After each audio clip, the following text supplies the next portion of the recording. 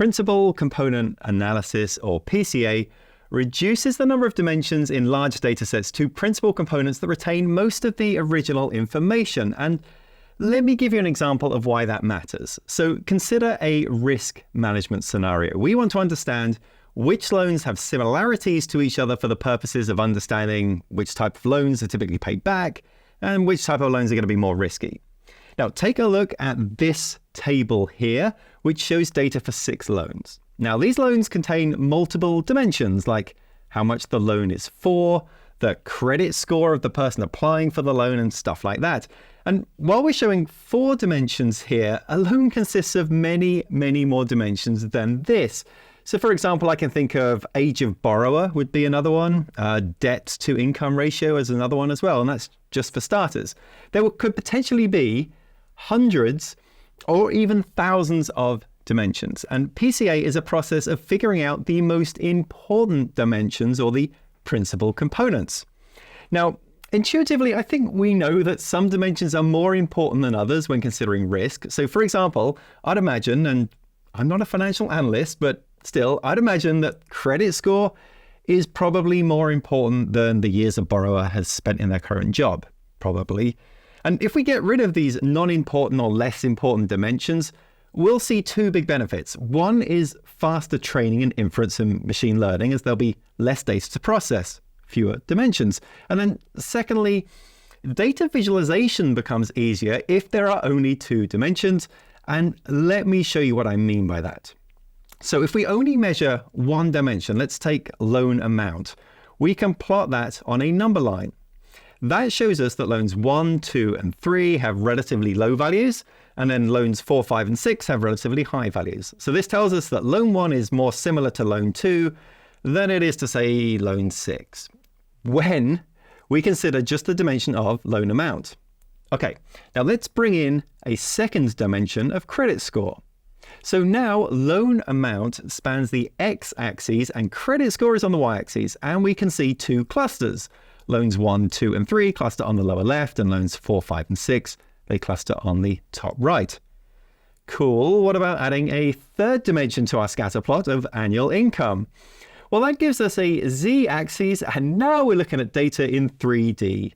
We'll still see some clustering here with loans 4, 5, and 6 closer to the front of the z-axis, indicating relatively high income amounts. Now, if we want to keep going, adding a 4th dimension, well, things are going to get complicated. Perhaps we could use color coding or different shapes, but it's becoming unwieldy.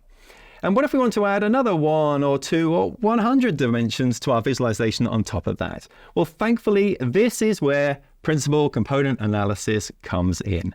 PCA can take 4 or more dimensions of data and plot them. This results in a scatter plot with the first principal component, which we call PC1 on the x-axis, and the second principal component, which we call PC2 on the y-axis. The scatter plot shows the relationships between observations, the data points, and the new variables, the principal components. The position of each point shows the values of PC1 and PC2 for that observation. Effectively, we've kind of squished down potentially hundreds of dimensions into just 2, and now we can see correlations and clusters. But how does this all work? Well, let's take a closer look at principal component analysis. Now, PCA is not exactly new.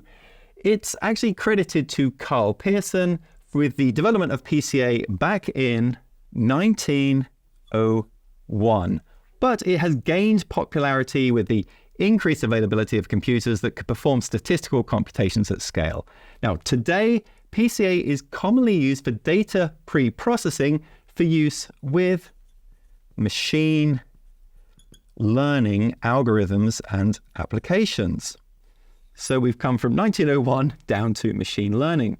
It can extract the most informative features while still preserving large data sets with the most relevant information from the initial data set. Because after all, the more dimensions in the data, the higher the negative impact on model performance. And that impact actually has a pretty cool name. It's called the curse of dimensionality, and PCA can help us make sure that we can limit that very curse. Now, by projecting a high-dimensional dataset into a smaller feature space, PCA also helps with something else, and that is called overfitting. So with PCA, we can minimize the effects of overfitting. And what is overfitting? Well, this is where models will generalize poorly to new data that was not part of their training.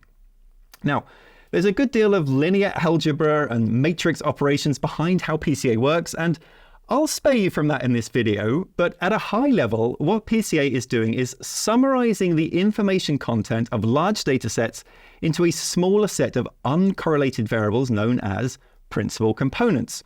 These principal components are linear combinations of the original variables that have the maximum variance compared to other linear combinations. Essentially, these components capture as much information from the original dataset as possible. Now, the two major components are calculated in PCA are called, first of all, the first principal component, which we abbreviate to PC1, and then the second principal component, PC2. Now, the first principal component, PC1, is the direction in space along which the data points have the highest or the most variance. It's the line that best represents the shape of the projected points. The larger the variability captured in the first component, the larger the information retained from the original data set, and no other principal component can have a higher variability than PC1.